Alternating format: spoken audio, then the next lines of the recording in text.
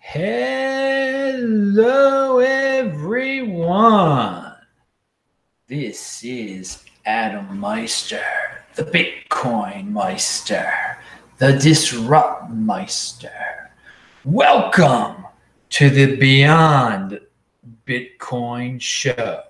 Today is March the 16th, 2019.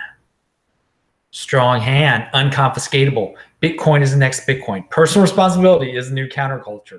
We're going to talk about that. Deferral of gratification. Oh, we'll talk about that. And we'll talk about some conviction.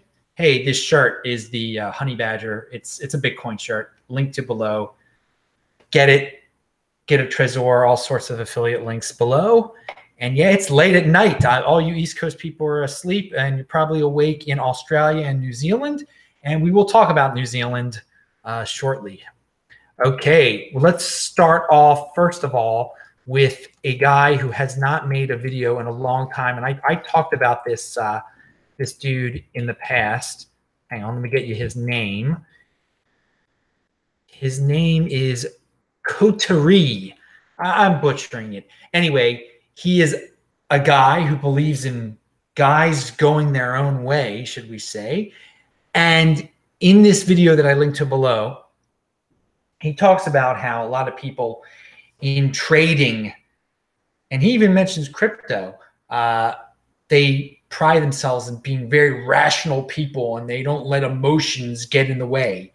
But some of these same people are the ones that blame everything on the whales. No, it wasn't my mistake. It was because of this specific circumstance that my plan went wrong. And so, I mean, there's no logic and there's no reason in that when you start blaming the whales, the mysterious whales. And yeah, he also reminds us that 90% of traders end up losing all of their money in like 90 days, I believe. The video goes beyond trading and beyond supposedly rational people becoming emotional. He's a smart guy. So he hasn't made a video like in a year. Check it out. It is linked to below. You'll learn something. So let's talk about the New Zealand.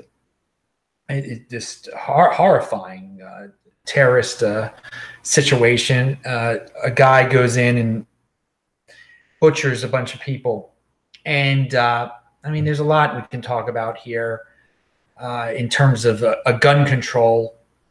And in the United States, and I mean, in different countries, it wouldn't happen the same way in certain countries where, first of all, the guy planned it because he knew the people would be unarmed, that it'd be a gun-free zone, that the country, that a lot of people aren't carrying there. Okay, so I mean, a lot of people don't like to think about this, but a gun will stop the bad guys. It will scare them off. It will, at least if they know, if a psycho knows that there are guns at the place that he wants to target, he's not going to target it. This guy, I read his manifesto.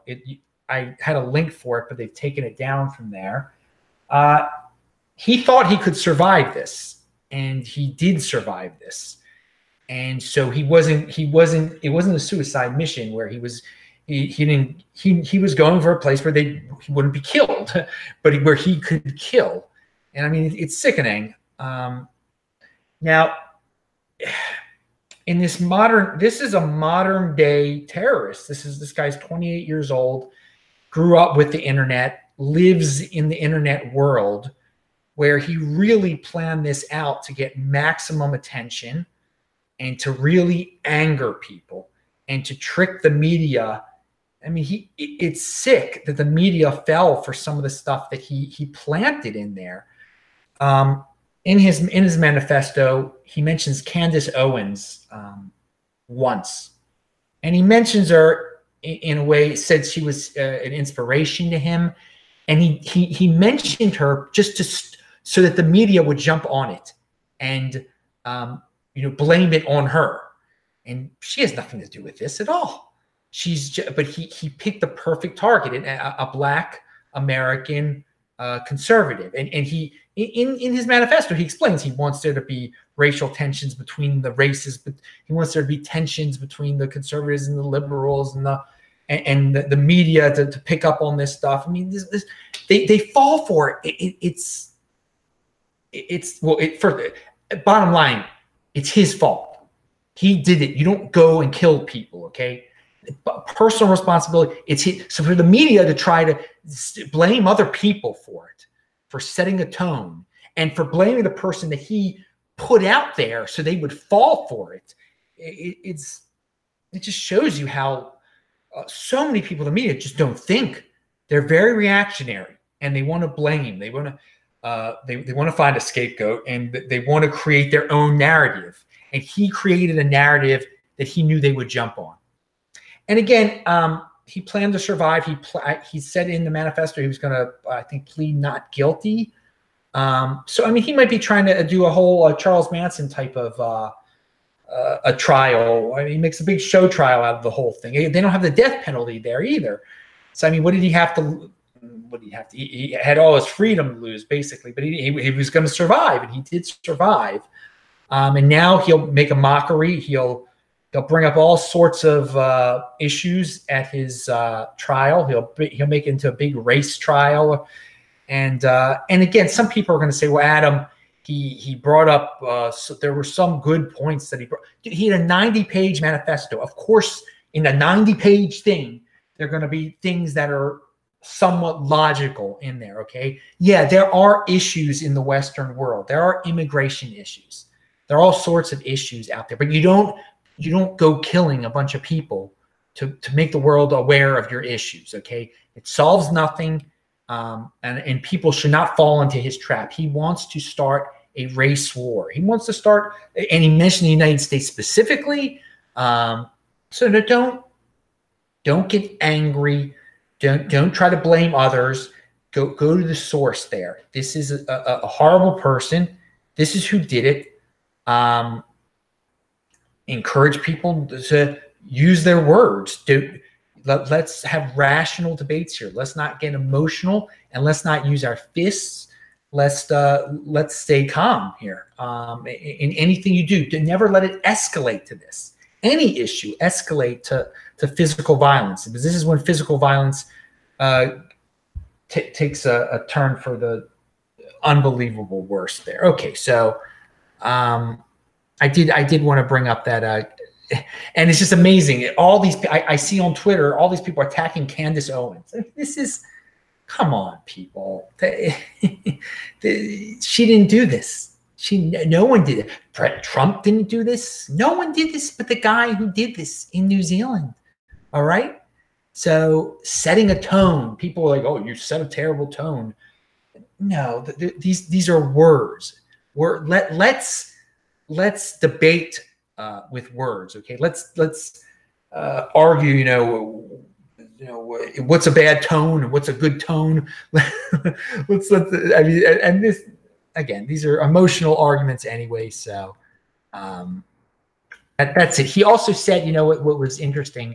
I worked for a short time before making some money investing in Bitconnect, then used the money from the investment to travel. Now, I believe this individual definitely knew cryptocurrency if he mentioned Bitconnect. Now, did he bring the Bitconnect thing up for irony or something like that? Or did he really? I mean, because there were people that did make money off of Bitconnect. I bring this up, and I brought this up on Friday's show also. By the way, check out This Week in Bitcoin on Friday. We'll say it in a second. Anyway, Bitconnect, some media outlets might pick up on that and blame cryptocurrency for this and tie Bitcoin into psychopaths that commit horrible acts of terrorism. So again, this is the Beyond Bitcoin show. We don't talk much Bitcoin on this show. Every Saturday we talk other issues, but this is going to be an issue for Bitcoin. Perhaps people will now tie, you know, when the media gets bored with blaming Candace Owens, maybe they'll blame Trump, then Bitcoin, then who knows who's else. So again, no, Bitcoin didn't make him do it. Bitconnect didn't make him do it. And yeah, Bitconnect was a Ponzi scheme. It was not it was not like don't now and I know a lot of people hate Bitconnect. Don't try to hate on it because of this guy. That's not the reason you should hate on it. All right. It was a Ponzi scheme. This guy doesn't make it worse or anything like that. But it does bring some it'll bring negative attention to the cryptocurrency, but that's just the way it is. You got to get used to that in the cryptocurrency game. So we have, I want to talk about Beto real quick. First of all, pound that like button. And yeah, check out This Week in Bitcoin. We had some legendary guests on. Marty Bent, Vortex, and JW Weatherman were on. So 3 all-stars. I know not everyone loves all of these people. People have issues specifically with one of those guys. But there are some people that love them all, and or love 2 of them, or love 1 of them, whatever. But I brought them all together, and it ended up a fun show. So check out Friday's show. So Beto O'Rourke. A lot of you know I've been mentioning this guy since the summer when he ran in Texas against Senator Cruz, and he almost defeated him. And I said then if he would have defeated him, he definitely was going to run for president. For a Democrat to win the state of Texas in a race for Senate would be, I mean, he would become the front runner for president. But he didn't win. He lost, but still he's running for president, like I said he would. Now, is he really running for president, though? I mean, we know his gimmick. They all have a gimmicks in this intersectional world. Kamala is the black lady. Cory Booker is the black man. Beto, Bernie is the socialist who also will, pretend he's Jewish, but he'll say Jewish stuff occasionally. He's not really. He doesn't practice Judaism. He was born a Jew. He probably hates being Jewish, I would assume. So Beto is he's actually he can be a couple different things. The RFK white man, but that's not too cool to be a white man anymore in intersectional politics. So he pretends to be Hispanic with his nickname. So, and then a lot of people will just vote for him blindly, thinking that he is Hispanic. I mean, this is just how. Voters aren't the smartest bunch, but since Elizabeth Warren is the Native American, and but Beto will be called out for being a white guy. He already has been, and a young, good-looking white guy. Nobody likes that. So I think part of his strategy, he's trying to win. And Biden's a former vice president. He'll eventually announce it. So I said a while ago that Biden should just announce early that Beto is his running mate, and just cut Beto out that way. And that's probably not going to happen at this point. That would have been unique. You don't usually, no one names a running mate before the Democratic primaries even start. But I think he is partially running for vice president here. If Kamala gets it, she'll pick a white guy to be her partner, definitely. And it would be him. I would assume it would be him. It would be Beto at that point. He has already said, to fit in, that he'll pick a woman, of course. I mean, any guy, everyone's going to expect them to pick a woman. I don't think that's a winning strategy. I think actually picking Beto is probably who knows? Who knows how I could? But if you're a woman, yeah, you better pick this Beto as your running mate if you win. So again, this is all politics. It's mostly a waste of time. I wanted to throw that out there though, because I have been talking about this Beto guy for a while, and a lot of people from outside the United States says, who is this guy? Well, now you're going to know who this guy is. And all the Democrats that are running are socialist or communist, or I mean, it's really bad. It's a situation. I mean, what's her face? I don't know much about the economic stance of Tulsi, the Hawaiian woman, and then that's her thing. She's more of like, I don't follow the mainstream narrative in terms of wars and who's my ally and international relations. She's the international relations rebel, but she's not going to win anyway. So that doesn't matter. She gets buried. But the mainstream media right now is clearly supporting this Kamala lady from California. I'm in California right now. As a matter of fact, pound that like button. All right. So enough of the politics for today. Again, do not waste time on it. Most of it, learn about Bitcoin, people. Get into Bitcoin. Be productive. Politics is not a productive endeavor whatsoever. It's unproductive. If you are productive, you end up, you basically are stealing money from someone. So let's talk about a guy I've had on the show before, a guy who really speaks his mind. Jayant Bhandari.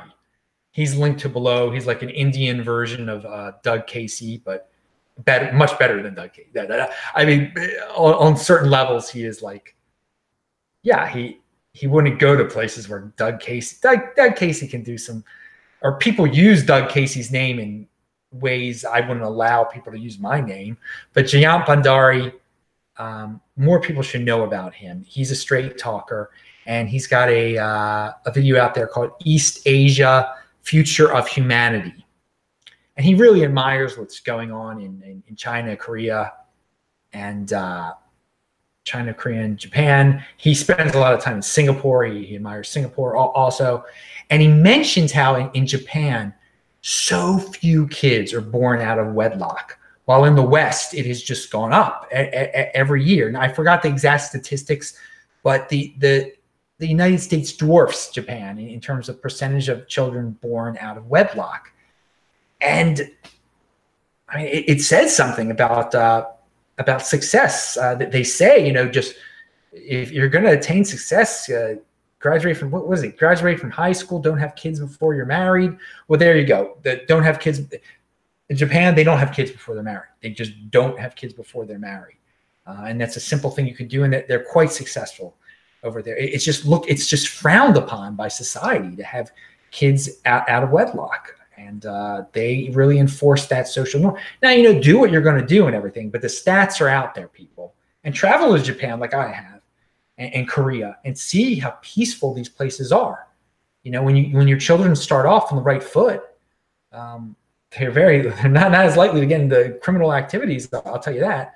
I mean, to walk around the streets of Busan in Korea or Tokyo in Japan, or of course, to walk around the streets of Singapore are incredibly safe. Now, walking around the streets of Singapore are partially because there are some strict rules in Singapore. The rules are a little bit stricter in Singapore than in Tokyo. But still, I watched Jayant's video, and travel to they're lovely places to travel to. So safe. Tokyo, Singapore. Again, I was in Taipei, so safe.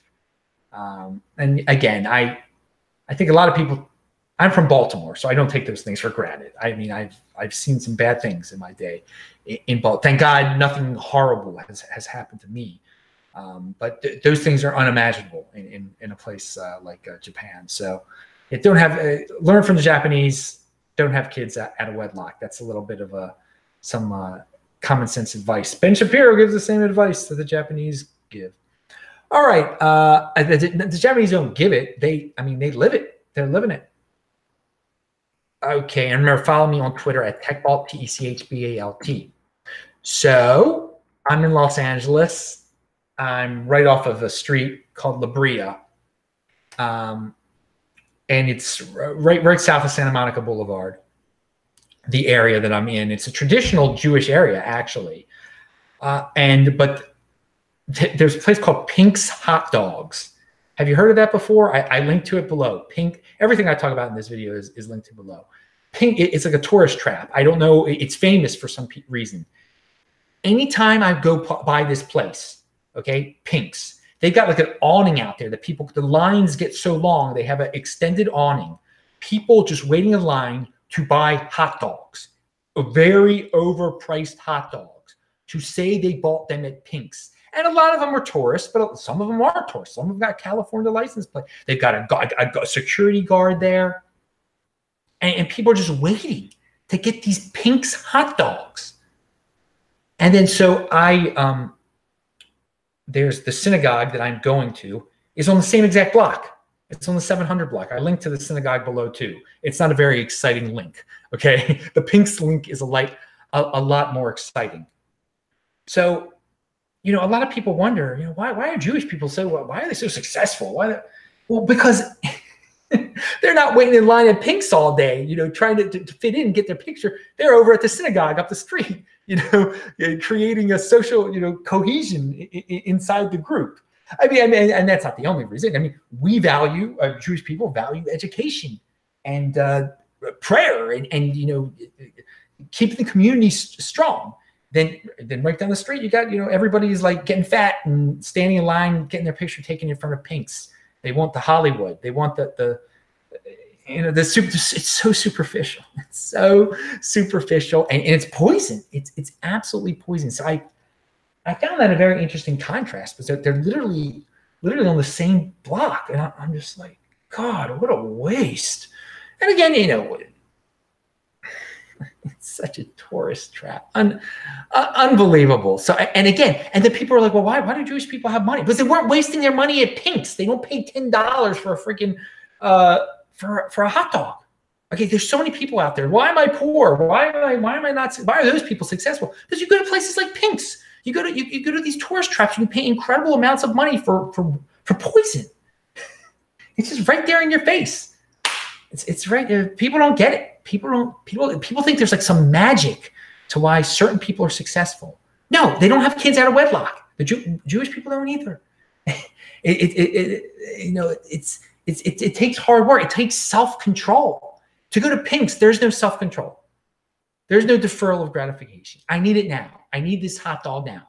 This $10 hot dog I need now, or whatever it is. They're literally, at nighttime, there are lines in front of that place. During the daytime, there are lines in front of that place. They got to have security there so that people don't start fighting each other. What a world! What a world! But no, the Asians and the Jews, they have some magical powers why they're successful. Magical. Some people out there lack total self-control. You don't have to have premarital. You don't have to have premarital intercourse. You don't. I mean, it's in the I'm attending an Orthodox synagogue. Ben Shapiro talks all the time about how he didn't, and he's successful, and people rip on him all the time. Well, he's obviously got connections. That's why he flew to the top. That's why he's so popular. No, I mean, he deferred gratification. He worked hard. It's just, we live in a magical world where people think everything comes so easy and it's just magic. No, there's hard work. Hard work pays off. But that's been forgotten for some reason. But hey, I enjoy going to the shul instead of going to Pink's. Okay, and very nice people at the shul. They've been very helpful. Now moving on, Spotify. Oh yeah, this. All my shows are now in podcast form on a number of different platforms. Spotify is one of them. They're all linked to below. Everything, it's all linked to below, people. So all the podcasts. So I know a lot of you want to have audio versions of it so you can work out with the Bitcoin Meister, Disrupt Meister, whatever, Adam Meister, whoever I am. And yeah, that's your prerogative. I like the videos. I can speed it up on YouTube. I don't, I'm not into the pod thing, but I have delivered for the fans. As you know, I started this week in Israel, and we're going to talk about Israel. Well, we'll talk about some Jewish things now. But I ate there Monday night. I ate there. But because of the time difference, there's like a 9-hour time difference. So it was in Los Angeles. It was before noon the last time I ate. So I got on a plane on Tuesday. So I'm explaining to you my fast, because everybody knows I like to do my long fasts I never eat when I'm on a plane. Never. I never eat before I get on a plane. So I eat the night before, but I'm not going to eat that day at all. I'm not going to eat that day at all. When I'm getting on a plane. And I got on a plane, had to stop in Rome. Nice airport there, by the way.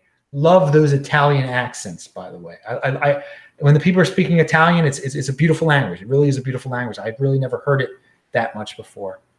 But stopped in Rome. Then, as I said, it got off in Newark, and then it got to Newark like at before midnight, so I had to wait around for a Southwest flight for 5 hours or so, and it was nighttime. And in Newark, the airport around 2 a.m. it gets like ghetto. It's like all of a sudden they're bums in the airport begging for money. It was pretty freakish. Then I got on a plane to Phoenix, and then Phoenix to Los Angeles. And so then it was Wednesday. By then it was Wednesday. Still hadn't eaten yet, and I had to get situated here. And then I did my show Wednesday night. That was in the middle of my fast. You can check out link to below, and you can see what I look like in the middle of the fast. Not too much different. I hadn't run since Monday, so I had to run. I ran after that show. I ran like at 10:30 at night on the streets of Los Angeles, past Pink's, where there was still people eating hot dogs, while I was running in the middle of toward the end of my 80-hour fast. And then finally, Thursday, I did the interview at 1 p.m. of the Be Private Dude. That's a good interview. Check it out. It's linked to below. And then finally, 80.5 hours later, it was at 6 something p.m., I ate, and that was the end of my fast. And the reason I've heard I like to do at least 2 72-hour fasts a year. I've heard it's good for restarting the immune system, apparently. Obviously, you go into ketosis. Some people say it's better to do a 120-hour fast. I have done one of those before.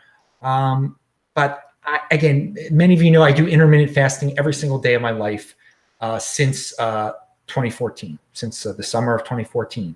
So people are like, oh yeah, well, how often do you do it? Every single day, 22 hours, every single day at least. So then there's some days it goes longer. It ends up being, so in February, a lot of you don't know this, I called it a Fast Friday February. Every Friday, I did not eat on any Friday in February. Or when I was in Israel, the last Friday in January, I didn't eat either. Or the first 2 in March. This is the first Friday I've eaten since January. So I do different experiments, but I'm very used to doing at least a 44-hour fast quite often. And my goal this year is to skip. I think last year I skipped 28 days of eating. This year is to definitely get to 30 to for 1 month of the year I didn't eat, although the days were scattered across the year. 80 hours, I did it. If you can't do, I don't do a 72-hour fast as your first fast ever, build up to it. Try some intermittent fasting, but and don't believe the people that are like, yeah, I was glowing afterwards. There's no immediate effect. There's not necessarily an immediate effect afterwards, okay? These are long-term type of, they let your body heal, okay? And you don't notice it maybe you'll never notice it, okay? Maybe you'll just live longer. This is long-term thinking type of stuff. So, I've heard people say, I felt so much different, this, that, and the other. And again, you do, again, after not eating for 80 hours, you're going to feel lightheaded.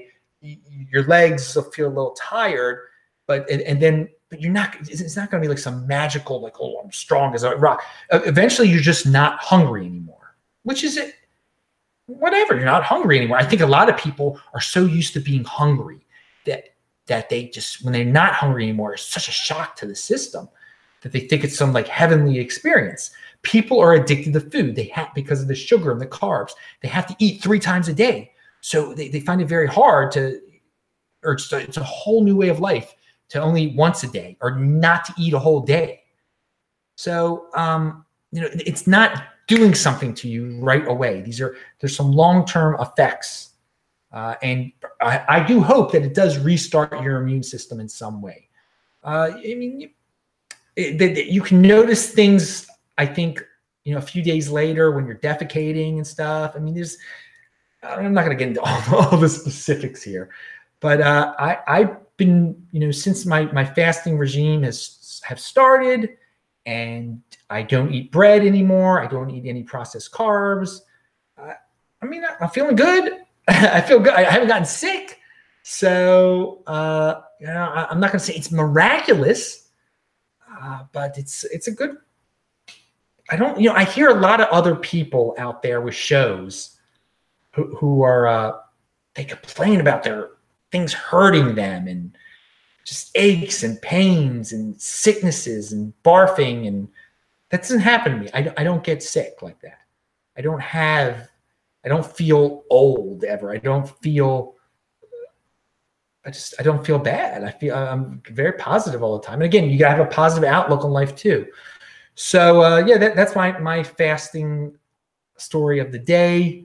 And again, during fasting, I can do everything I do when I'm not fasting. Now, again, my workout routine, I have to tone it down a little bit toward the end of the fast also. But I run during my fast and everything like that. You don't die, nothing.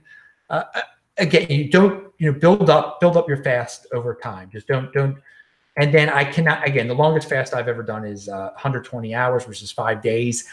I am not going to say to do longer than a week fast. Okay. And then there's some people that like dry fasting.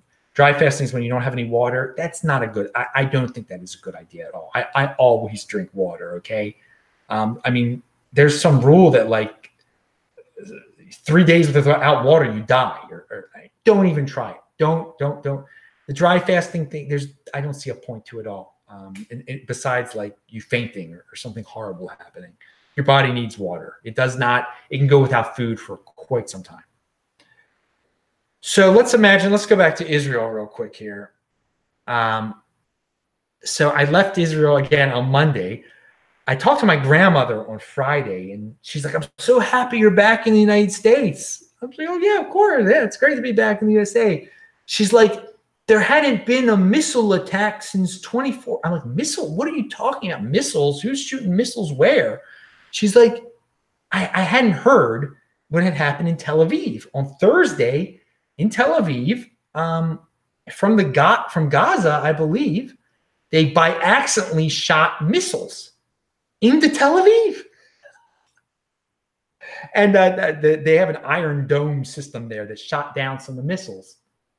So I missed that by a couple days. It happened right after I left. I don't know what I would have thought. I mean, people are so laid back there. They just take it in stride. It's just a normal thing, getting missiled. Or, I mean, they wouldn't be happy. And again, I think at least one of them got struck down, and then they said it was by accident. It was, well, anyway, by accident that the missiles that were aimed at Israel got shot. Okay, and this is why Israel doesn't like to have enemies within their midst, because they can shoot missiles into highly and these are just Hamas dudes. These are just terrorists. I mean, again, they're funded by other countries, obviously.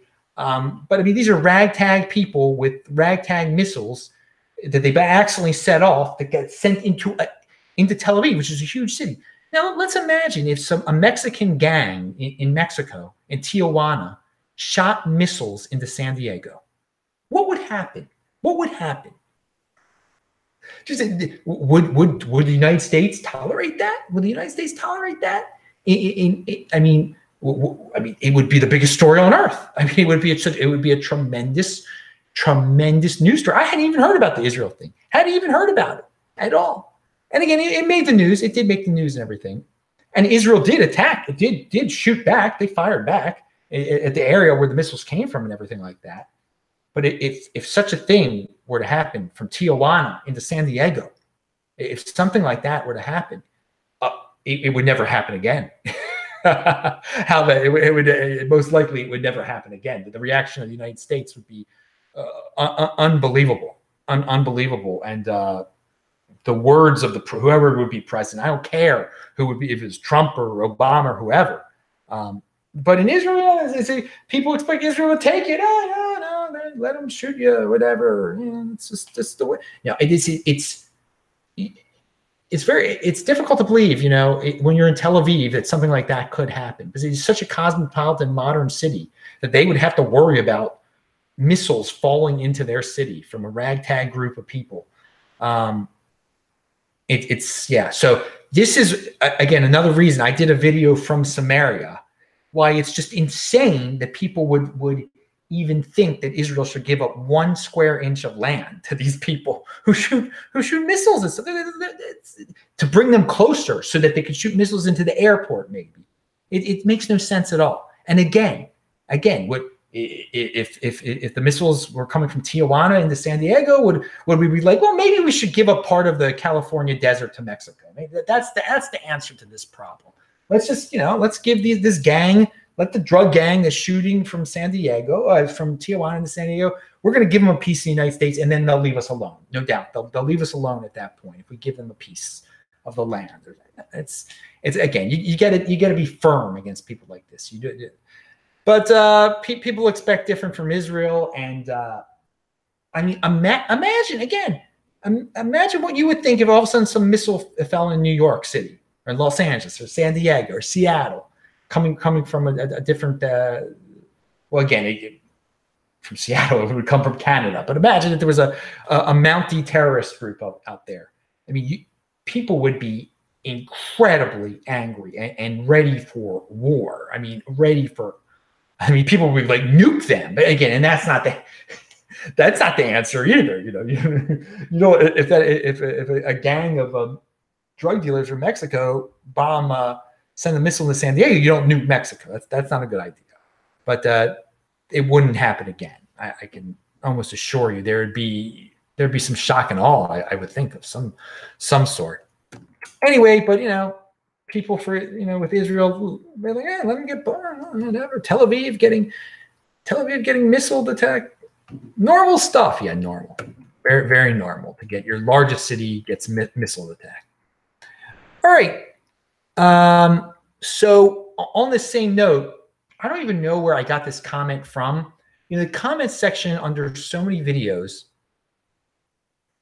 This was under a political video of some sort, and it wasn't about Jewish people at all. But somebody started blaming Jewish people for something.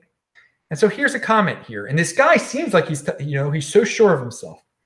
Why are you morons not on he calls her Diana Feinstein's butt? He used a different word. And other politicians like her who actually hold dual citizenship. Okay, so no, Dianne Feinstein or no Jewish senator has dual citizenship. It's just a lie that is repeated by these haters so often, and they're so sure it's true.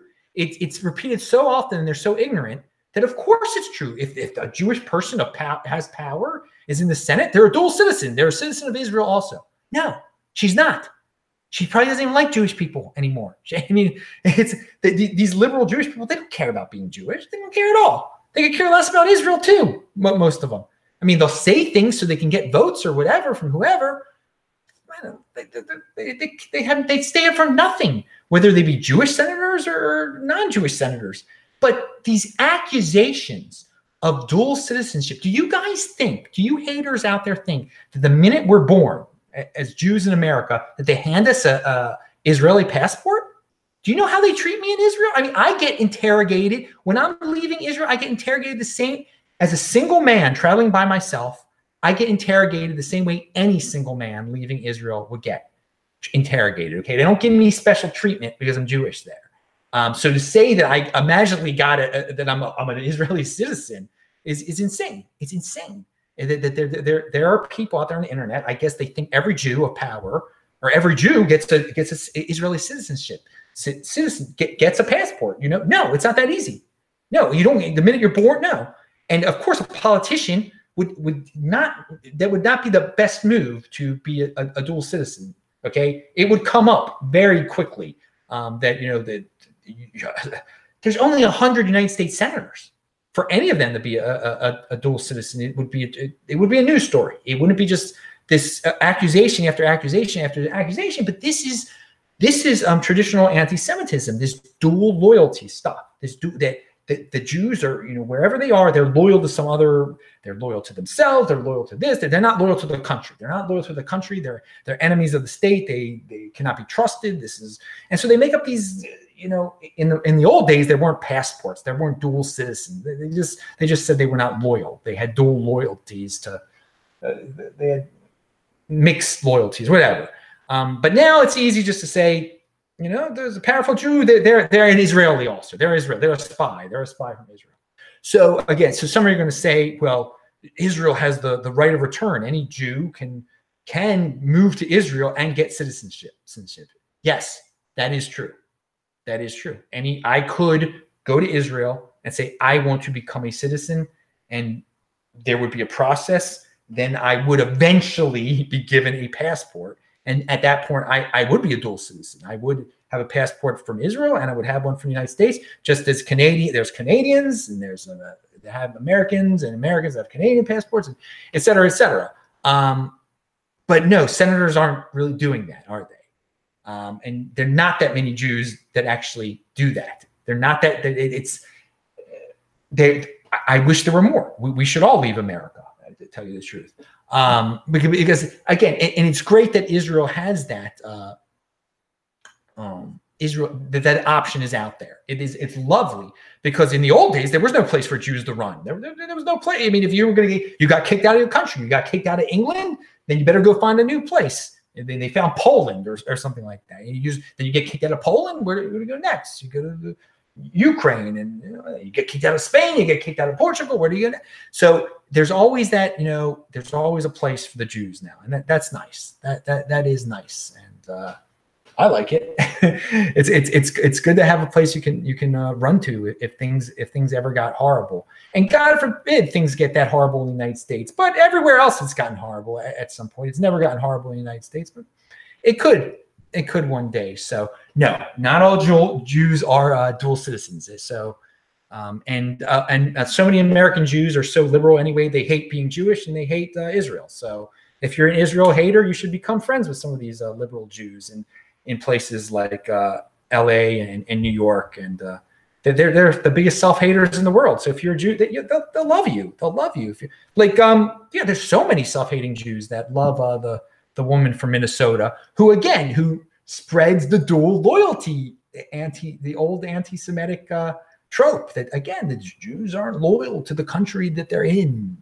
They're not. They're causing trouble. They're upheaval, social upheaval to destroy. That's their plan. Is the social their plan? The plan is so. It's ludicrous. Their plan is to just love their families and to be friends with their fellow Jews, to continue the traditions. And that's the thing. People, I think there's a hatred of the Jews because they've been able to continue the same traditions for thousands of years. The same reasons the Romans hated us is the same reason that the haters today hate us. We practice a different religion that has stayed the same, that is different. It doesn't hurt anybody. It's just different. And we don't fully we don't what's the damn word? Oh God, I'm tired. What is I keep saying the word synthesize. Why am I thinking of the word synthesis? We don't fully. Well, I should look in the chat for the word that I'm looking for here. Okay, I'll think of it in a second. I'll think of it in a second. But we maintain our traditions. We maintain our traditions while some the government, the people that are like statists, they want you to just give up just to become part of this blob. I think it's great for people to, if everyone can act civilized, let everybody keep their traditions. If no one's hurting anyone, if everyone's living up to a nice Western standard of living and minding their own business and not enforcing their rules on other people, let them do what they're going to do. Okay, let them do what they're going to do. Why am I not thinking of that word? Okay, moving on. God almighty, I've got a lot to talk about. How long have I been talking here? So who is this that wrote this? The Economic Invincibility. Social credit is already here. This is linked to below. And you know what? I don't want to. I'll talk about this one next time. It's too complex. But it's linked to below anyway. I'll talk about it next time. I want to go back to let's talk about banksters here for a second. People blaming banksters. Why did you need to go into debt anyway? Like, why do you need to get that car or that big house? I mean, so the only way you could get that big house or that car was to get a loan from a bank. So they're fulfilling a need, a desire. These people don't need it, but there's a want from society to get all of these different things. And the only way they can get these things is to get into debt. They get into debt, and then they blame the banksters. They blame the bankers for the high interest rates.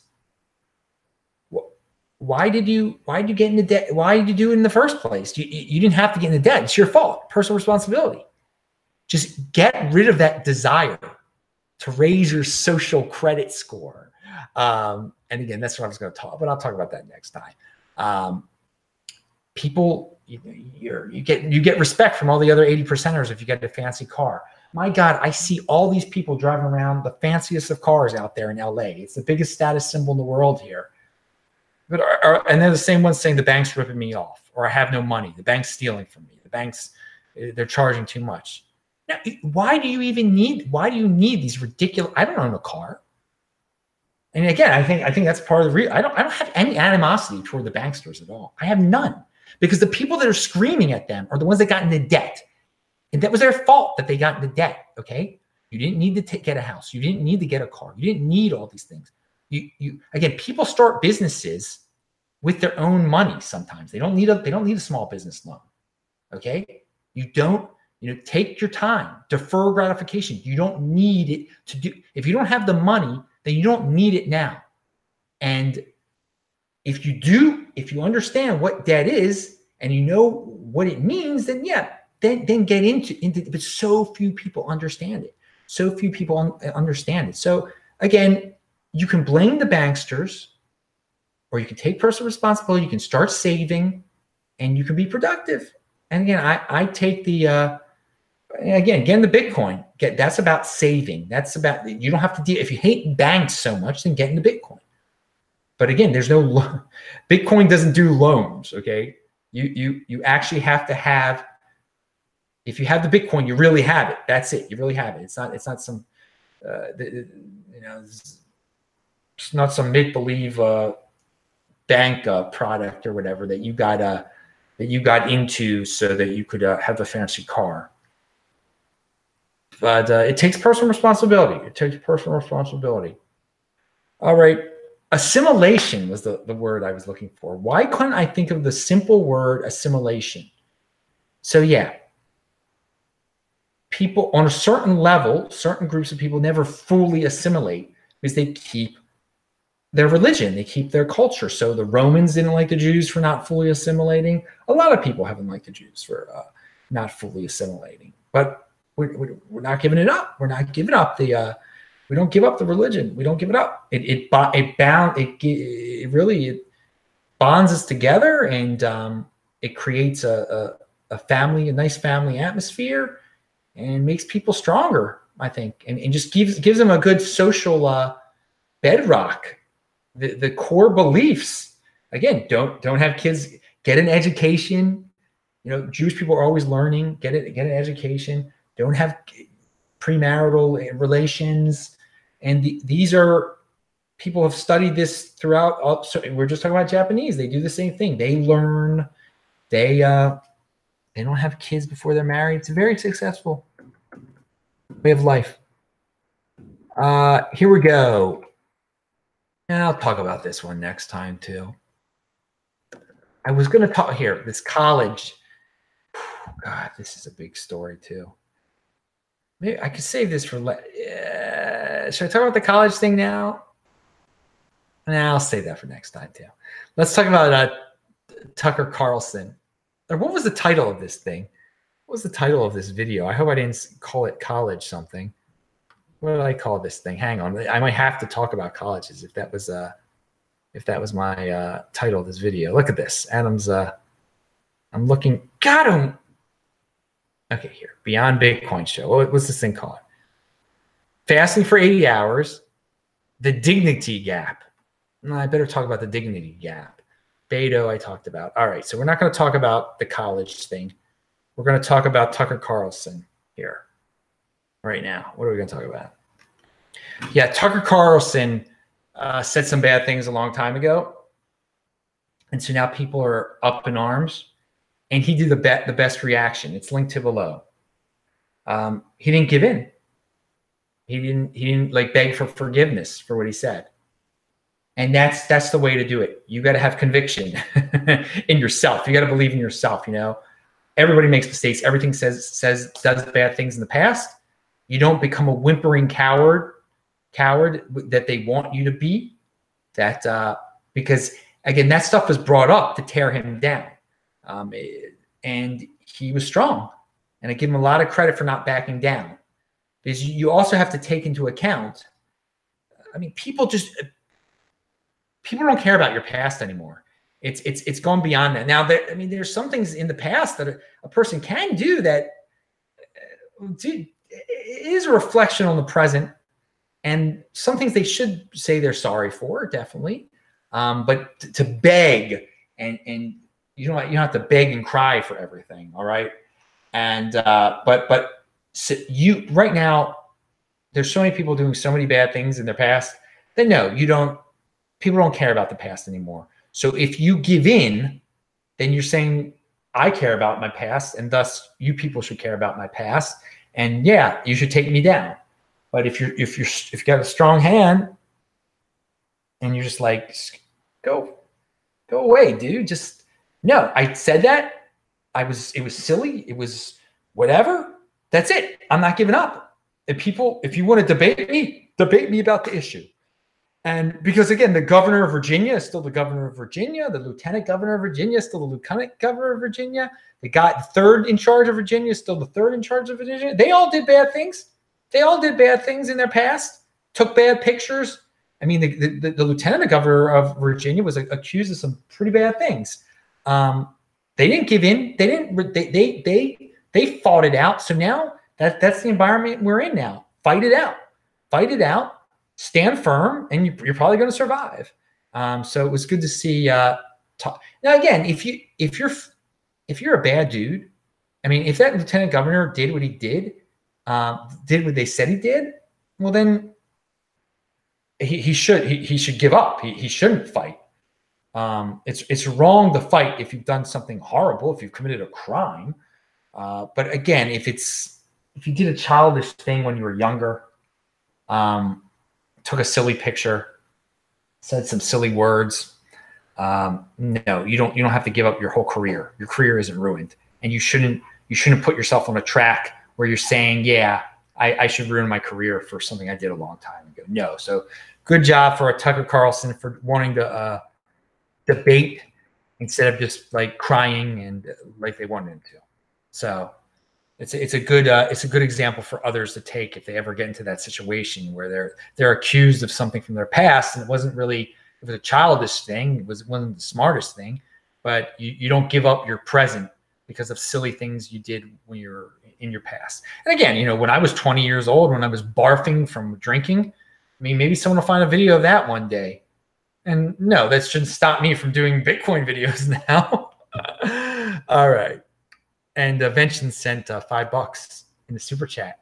And he said, young people do stupid things. Deal with it. Exactly. Exactly. It's not. And now there's a better record of it because of the internet and everything's recorded. Yeah. Young people do.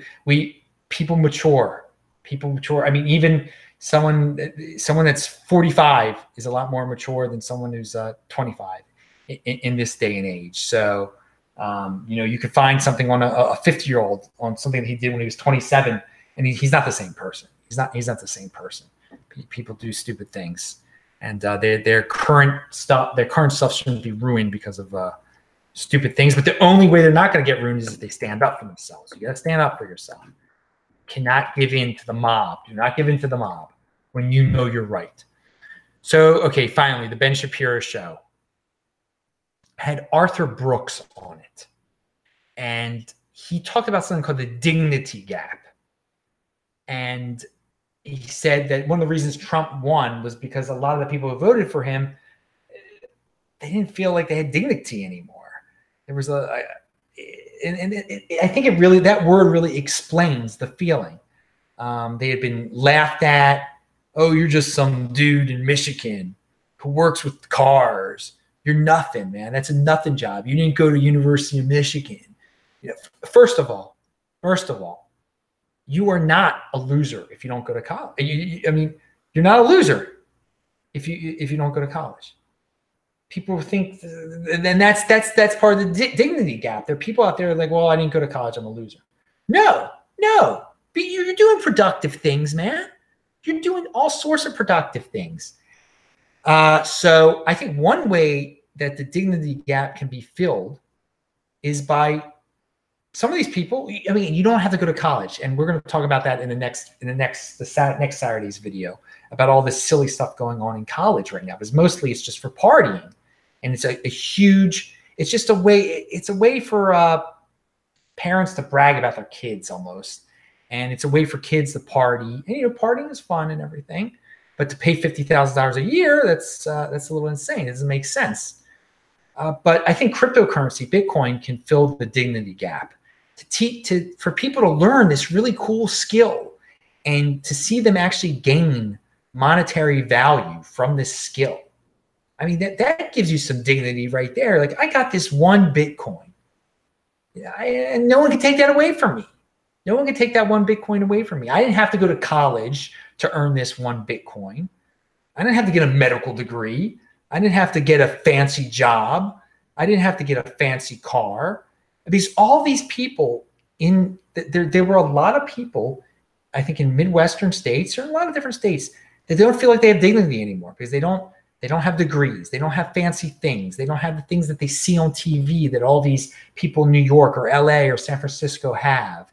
And they're made fun of by the media people who originate from these areas and told that they're losers and told that they're hicks or stupid. And so a lot of people felt the way to get their dignity back was at the ballot box by voting for this guy who didn't put them down, who said they should be proud of themselves and he was going to make them great again. Now, that's a pretty simplistic answer to getting your dignity back because it's just pushing a vote button and it doesn't really solve the problem per se. Again, it's to get your dignity, to feel dignified, you do have to understand what personal responsibility is. You do have to take personal responsibility. No person is magically going to bring your dignity back but yourself. And so I think understanding that you can get involved in something that's so cutting edge, it's so part of the future, that's so cool, like Bitcoin, and just to understand what it is, that can make a lot of people proud. And anybody can learn Bitcoin. Anybody can get Bitcoin. So anybody can get that if they lack dignity, if they feel insecure about where they stand and the social standings, and they shouldn't even care about the social standings. But I mean, we're dealing with human beings here. That Bitcoin could be a really good solution in bridging the dignity gap. And Ben Shapiro's guest talks about, he doesn't talk about Bitcoin whatsoever, but he talks about the dignity gap. And I thought throwing that word into the mix, I haven't really used that word before.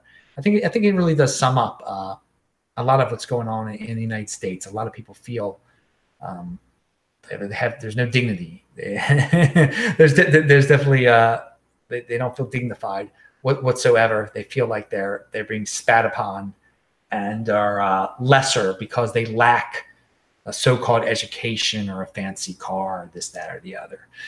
Bitcoin, it'll solve the dignity gap, but take personal responsibility, learn about it, people. There's no easy solution to any issue that you have in life. You do have to take personal responsibility, and there's always going to be a little bit of learning involved. But if you accomplish that, if the learning pays off, yeah, it's a great feeling. I'm sure it's for people who've never experienced before, it'll be a real big shot in the arm. All right, that's it. I'm Adam Meister, the Bitcoin Meister, Disrupt Meister. Remember to subscribe to this channel, like this video, share this video, check out the links below.